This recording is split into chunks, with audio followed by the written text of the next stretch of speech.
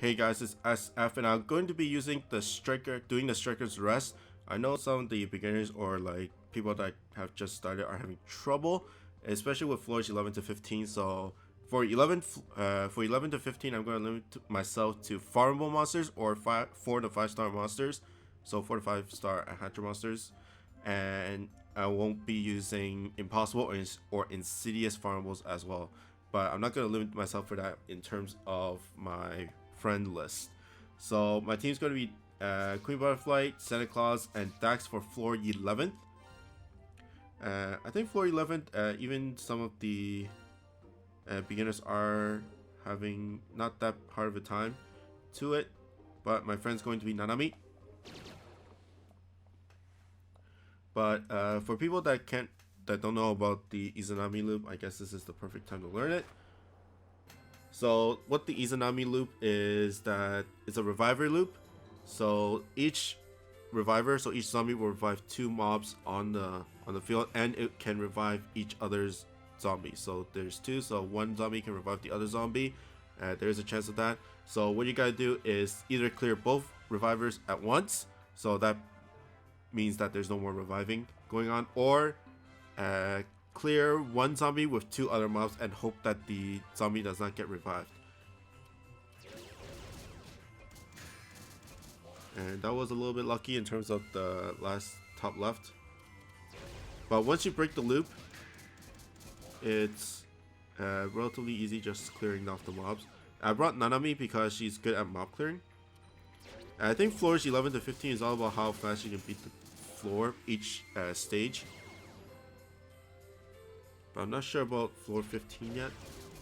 But it shouldn't be that crazy hard. But once we get to 16 and 20, I'll probably be using like really legit parties, because it's going to be like probably going to be like impossible level.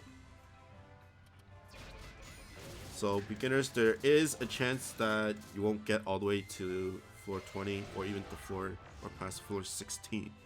And if I can use a farmable party in it, then I'll probably do it. But most likely I won't be able to, because the dungeon is going to be relatively hard.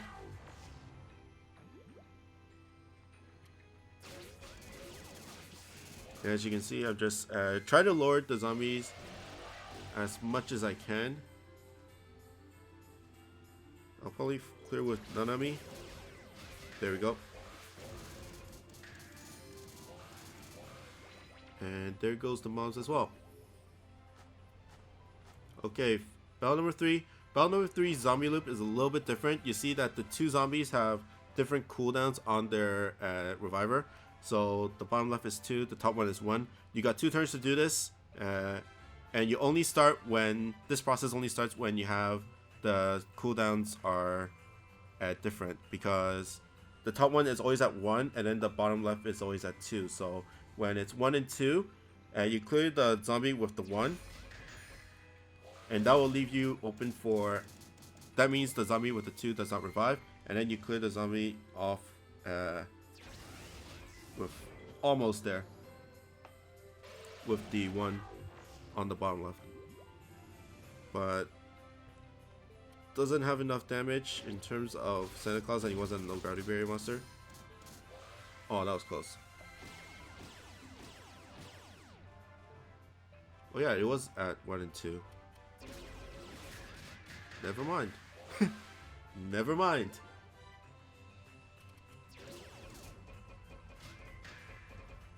Grab the heart, and then boss. Oh, it's mini zombie. It's the not zombie, a demon.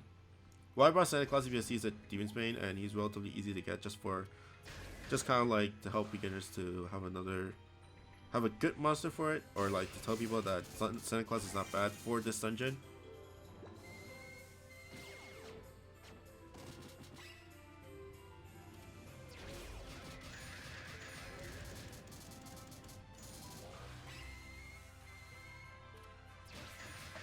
But Demon's not that bad. I think he does revive some mobs. As long as you stay away from the cross leaders from the gunmen, it should be okay. Okay, let's boss bar. Just like the third floor, bottom left has the 2, bottom left has the 1, and top right has the has the 2, so you gotta clear it like that way, but it's going to be relatively hard. I kind of do recommend just clear off the mini boss and then deal with the zombie loop later on. The smudges do a lot, do some damage, so just be careful of that.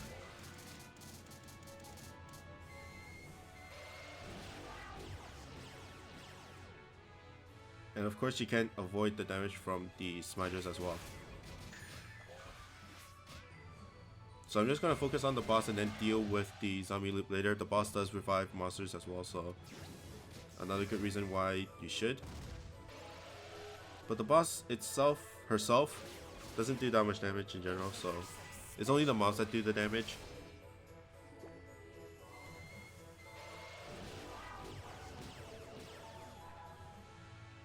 And since there's a 1 on the bottom left and 2 on the top right, and I completely missed it. But I did clear enough mobs to have a chance, like that. And then I just cleared the zombie. That was lucky.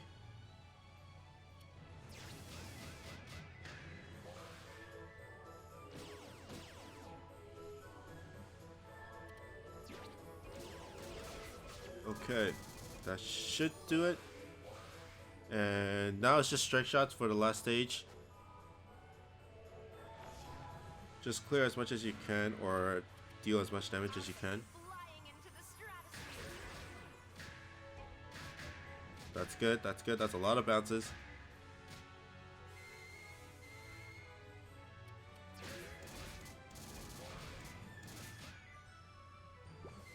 And give me the weak spot for Santa Claus, please, and kind of thank you. Yeah, I completely missed. Why is it there? Oh my god. Anyways, just the boss itself doesn't do that much, so it's alright. As long as you have okay HP, then it shouldn't be that much of a problem.